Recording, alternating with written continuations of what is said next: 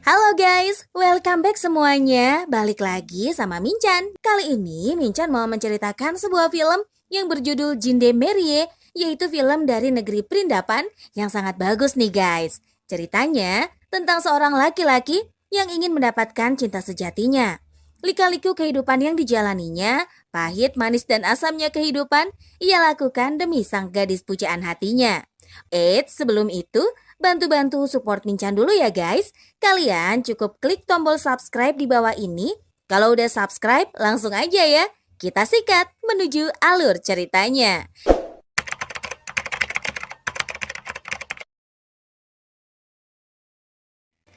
Tokoh utama di film ini bernama Yadi alias Champion. Di sini Yadi seorang mahasiswa akhir yang terkenal akan kenakalannya. Suka mengerjai dosen dan jarang banget masuk kelas. Dia pun orang bergengsi padahal hidupnya aja susah dan bucin terhadap pasangannya yang bernama Rahmat. Di sebuah kampus di Delhi, India, di ruangan perpustakaan, pegawai perpustakaan sedang merapikan buku-buku yang berantakan. Ia dikagetkan oleh seorang mahasiswa yang bernama Yadi yang menggunakan baju hitam yang memiliki julukan Champion. Kali ini temannya memakai kaos oblong bernama Hari dengan keahlian merayu seseorang. Yadi menawarkan sepeda motor dengan harga Rp20.000 untuk DP-nya. Pegawai perpus yang masih ragu karena sebelumnya bapak-bapak ini pernah ditipu oleh Yadi membeli suatu barang. Tetapi tidak ada bentuknya. Seketika Yadi pun menunjukkan sepeda motornya agar yakin bapak-bapak ini terlena tanpa tahu dari mana motor itu berasal dan tidak adanya dokumen motornya. Bapak itu pun langsung memberikan uang kepada Yadi senilai Rp20.000 dan ia pun berkeliling kampus menggunakan motor barunya itu. Dan bener aja cuy, pikiran buruk itu pun terjadi ketika dia melewati showroom untuk meminjam motor itu. Tentunya untuk test drive, bapak ini tancap gas karena mendengarkan teriakan pegawai showroomnya. Sesampainya di gerbang satpam, dia pun menanyai bapak ini tentang motor barunya yang sangat bangga mendapatkan harga yang murah.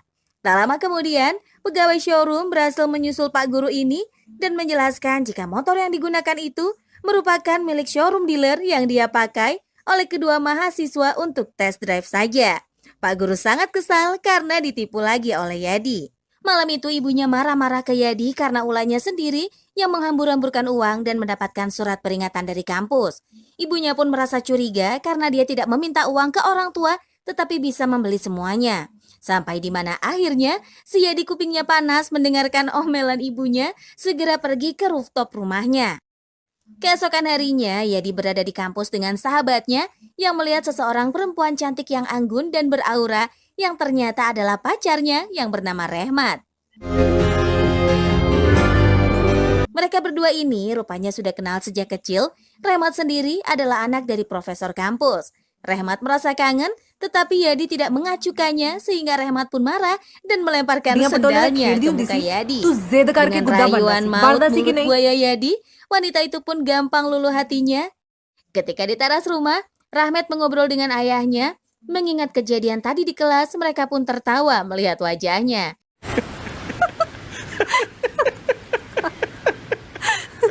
Yang tentunya tidak berbentuk karena dipermalukan di kelas. Tapi meskipun begitu Rahmat tidak berbicara kepada ayahnya bahwa Yadi sangatlah baik. Namun ayahnya menganggap bahwa Yadi tidak layak untuk Rahmat karena sudah menyerah dengan hidupnya. Ayahnya meminta Yadi untuk membuktikan baru dia akan percaya oleh perkataan si Rahmat. Keesokan paginya, Rahmat pun mencari Yadi ke seluruh kampus dan dia pun akhirnya menemukan Yadi bersama dengan teman-temannya sedang di asrama. Mereka bermain kartu di tengah jam pelajaran kuliah. Namun, Yadi masih sangat marah dengan kejadian kemarin yang dipermalukan oleh ayahnya di kelas. Rahmat dengan sebisanya membujuk Yadi agar tidak marah lagi. Yadi terlalu tinggi ingin pergi ke luar negeri bersama dengan Rahmat. Dan langsung dimarahi Rahmat karena ia tidak yakin bisa bekerja. Kuliah aja males, apalagi bekerja. Namun si Yadi berkata bisa bekerja secepatnya karena ada orang yang menginginkannya untuk bekerja. Yadi pun menelepon seseorang itu dan benar mendapatkan sebuah pekerjaan sebagai debt collector suatu instansi. Saat bekerja, ia melihat atasannya menagih mobil milik seorang warga yang telah menunggak selama 4 bulan. Warga itu berjanji akan membayar tunggakan tersebut ketika panen, yaitu selama 15 hari ke depan, dan warga itu tidak mau mengembalikan mobilnya. Karena adanya mobil tersebut, anak perempuannya pun menjadi bahagia. Tetapi debt collector itu tidak peduli, ia tetap ingin mengambil mobil itu. Di sisi lain, Yadi akan berjanji dan tidak tega melihat penderitaan sang kakek yang telah mendengarkan alasan kakek itu dan langsung marah dan mencegah atasannya agar tidak mengambil mobil dan juga menamparnya. नौकरी तक हटा दूं लग गया बोलन मेरे मोरे। Keesokan harinya, Rahmat sedang memasak dan tiba-tiba Yadi datang lewat pintu belakang. Rahmat khawatir jika ketahuan ayahnya melihat mereka berdua. Tapi Yadi dengan rayuan buaya daratnya berhasil membujuk Rahmat walaupun hanya memiliki 5 menit di dapur. Yadi ingin melakukan ciuman, tapi Rahmat sangat kuat imannya. Karena ia hanya mau melakukan itu setelah menikah saja. Lalu Rahmat pun membuatkan minuman dingin untuk Yadi. Entah apa yang ingin dilakukan si Yadi ini. Ia masuk ke dalam rumah Rahmat yang ternyata Yadi menyalin kunci ruangan milik profesor. Setelah mendapatkan kunci ruangan milik profesor, ia mengajak 2 orang temannya untuk masuk. Ia tidak memperdulikan konsekuensi yang akan terjadi. Akhirnya Rahmat pun mendapatkan soal ujian nanti dengan memfoto semuanya. Namun dari luar sudah ada yang merekam aksinya tersebut, yaitu Jaber. Jaber pun melaporkannya kepada rektor profesor. Di dalam ruangan rektor profesor terlihat marah, tetapi karena kelalaiannya, profesor pun ditangguhkan dari pekerjaan di situ. Profesor terlihat depresi dan langsung pulang ke rumahnya. Rahmat sangat khawatir karena ayahnya diam saja di kamar. Setelah mengeceknya dari jendela, ternyata ayahnya ingin bunuh diri. Dengan sigap, Rahmat pun mencari kunci cadangan kamar tersebut dan menghentikan aksi bunuh diri ayahnya. Sang ayah pun lalu menceritakan kejadian yang dialaminya, semua dikarenakan karena anak-anak nakal yang masuk ke dalam ruangannya saat malam tadi sehingga dirinya ditangguhkan dari pekerjaannya. Ayah mengingatkannya bahwa Yadi tidak pantas untuknya dan Rahmat pun tidak boleh menemuinya melalui telepon. Ayahnya mengajak pergi ke tempat bibinya yang berada di Skotlandia yang bertujuan untuk mencari jodoh di sana. Yang cocok akan menikahinya dan si champion pun dipenjara bersama 2 orang teman-temannya. Terjadi lagi, Gulab menolongnya dari penjara tersebut.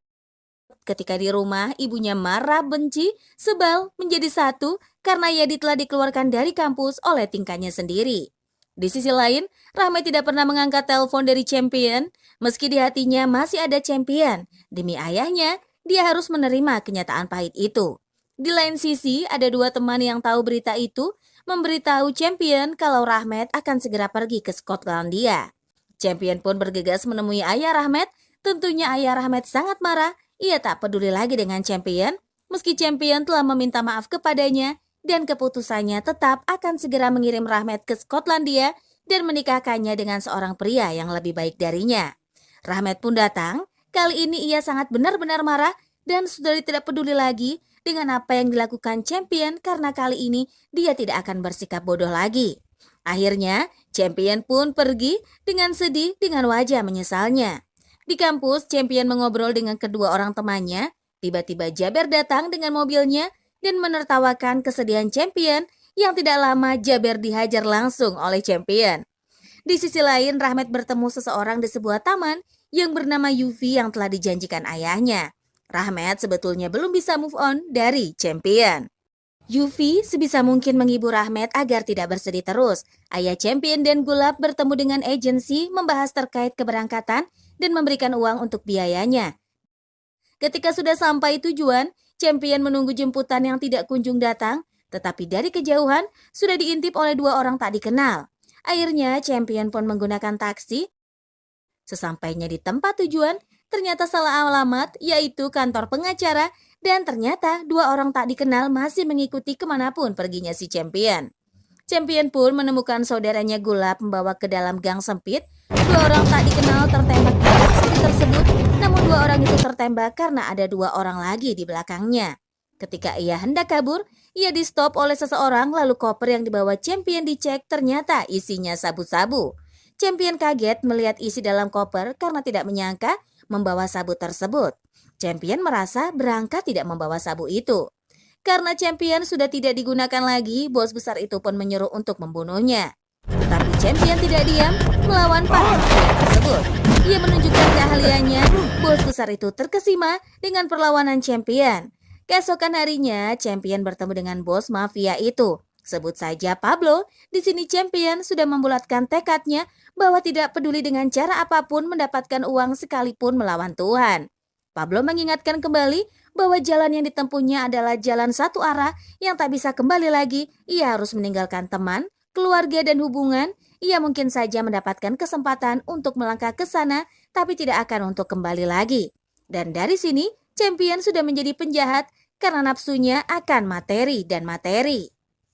Memanfaatkan kesempatan itu ketika polisi mengawal anak buah Pablo membegal para polisi, semua polisi dikalahkan. Champion pun membawa Sandu ke suatu tempat mobil rongsok dan datang dari hitungan detik langsung menembak Sandu tanpa pikir panjang. Pablo memberi apapun yang champion mau. Tetapi keinginannya untuk menelpon dengan Gulab, namun di sini champion sangat marah dengan apa yang dilakukan Gulab terhadap dirinya, yang mencoba menjebak dengan menaruh sabu di dalam kopernya itu. Gulab menyangka champion sudah mati, tanpa rasa ampun champion memerintahkan anak buahnya untuk menembak Gulab di tempat. Pablo yang memiliki uang sebesar 3,5 juta rupiah, di sini ibunya merasa bersalah terus memarahinya hari demi hari. Ibunya merasa rindu terakhir ngobrol 1 bulan terakhir. Di suatu hari, champion memikirkan Rahmat yang mencari alamatnya ke temannya yang berada di India. Ketika sudah mendapatkan alamat Rahmat, champion pun mendatangi alamat tersebut dan melihat Rahmat bersama seorang laki-laki. Hatinya pun sedih melihatnya, akhirnya pun champion tancap gas dari tempat itu dan berhenti di sebuah bar untuk membeli minuman yang paling mahal. Di tengah-tengah mabuknya, tiba-tiba ada seorang wanita yang mendekatinya. Ternyata wanita itu adalah seorang Punjab. Sebut saja namanya Anna. Dia mengatakan kepada champion kalau alkohol bukanlah solusi untuk masalah apapun, yang dibutuhkan saat ini adalah teman. Pagi harinya champion tersadar di sebuah kamar yang tidak pernah ditempatinya. Ternyata ia berada di rumah Anna. Tampaknya Anna marah oleh apa yang telah dilakukan tadi malam, dan itu ternyata hanya akting saja. Tadi malam tidak terjadi apa-apa. Champion malah berbicara tentang mantannya sepanjang malam. Setelah itu, champion pun pulang ke rumahnya. Ia sudah ditunggu oleh anak buahnya. Champion kena omelan karena dari kemarin ia sulit untuk dicari. Nampak champion tidak ada semangat untuk bekerja dan berkonsentrasi. Malam itu, champion melihat lagi rumah Rahmat untuk melihatnya dan keluarganya. Champion sangat marah melihatnya. Akhirnya, champion pun meminum minuman keras dan membunyikan klakson agar keluarga Rahmat keluar. Champion yang sudah mabuk sangat marah dan tidak mengenalnya. Di sini Rahmat sepertinya tahu kalau champion mendapatkan uang dengan melalui cara yang salah dan membuat champion tambah dibenci. Karena itu, langsung ke rumah Anna dengan keadaan mabuk. Di situ mereka berbincang-bincang. Champion menanyakan dirinya salah satu tidak dengan perbuatannya ini kepada Anna. Setelah itu, Anna pun membawa ke rumah sakit untuk seorang pecandu narkoba. Mereka sakau dan terlihat gila. Ternyata Anna ini sudah tahu champion adalah penjual narkoba. Champion menjual kematian seseorang untuk mencari kebahagiaan. Di sini champion baru tahu bahwa Anna adalah seorang detektif polisi. Ia telah mengikutinya sejak champion masuk ke Skotlandia. Dan sebelumnya ada 2 orang yang mengikutinya dan terbunuh itu merupakan detektif yang bertugas sebagai pengikut champion. Dari sinilah champion mulai tersadar, lalu ia menelpon ayahnya di kampung. Ia merasa begitu menyesal mengambil jalan yang salah. Ayahnya pun memberi saran agar melaporkan diri atas kesalahannya. Beberapa hari, champion tidak menjual narkoba, bahkan ia tidur di kolong jembatan. Salah seorang anak buahnya bertanya kenapa ia meninggalkan pekerjaannya dan kenapa ia malah memilih sebagai pegawai perpustakaan. Champion pun menjawab kalau dirinya sudah tidak mau lagi menjual narkoba. Memang menjanjikan di awal, tapi pahit di akhirnya. Racun ini akan merusak generasi yang akan datang dan butuh waktu berabad-abad untuk menebus dosa-dosa tersebut. Karena hal itu, champion langsung berhadapan dengan Pablo di tempat tewasnya Sandu. Di tempat itu juga yang disiksa di sini champion sudah pasrah akan hidupnya dan menerima konsekuensinya untuk mengikuti jalan yang benar. Ketika champion akan dibunuh, partnernya membantu untuk mengamankan Pablo dan mengambil senjata itu. Champion memberontak dan Kevin diperintah untuk menembak champion, namun dia bingung. Dengan sigap, champion melemparkan besi ke badan Kevin. Pablo lolos dari rangkulan partner kerjanya dan mendorong pistol ke Champion dan berhasil menembak di bahunya. Tak lama kemudian, partner Champion juga tertembak dan akhirnya Champion membunuh Pablo. Champion ditetapkan sebagai buronan dan ditayangkan di TV. Lalu dia pun menemui Rahmat. Seketika Yuvi datang entah dari mana dan memberikan solusi untuk kabur dan membawanya ke Irlandia menggunakan perahu yang kebetulan kenal dengan seseorang yang bisa membawanya pergi menyeberang. Dalam perjalanan terdapat patroli polisi, mereka bertiga pun panik dan yang pasti keluar dari mobil, langsung pergi menuju danau tempat mereka janjian. Ketika mereka hampir sampai, ia dihadang oleh para polisi yang tiba-tiba muncul dari belakang. Ketika disuruh berhenti tetapi mengacaukan, akhirnya ia ditembak oleh Anna dan beberapa anggotanya. Champion hampir melawan tetapi polisi telah sigap menembaknya. Champion pun dibawa ke ambulans untuk diotopsi.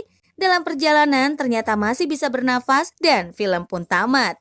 Begitulah kisah seorang Yadi, seorang laki-laki yang berjuang demi sang pujaan hatinya coy. Gimana ceritanya? Silahkan komentar aja di bawah ya. By the way, terima kasih buat yang sudah nonton dari awal sampai akhir. Tentunya jangan lupa like dan juga subscribe. Jangan lupa untuk share juga ke teman-teman kamu. Sampai ketemu di lain waktu. See you in the next video. Dan bye-bye.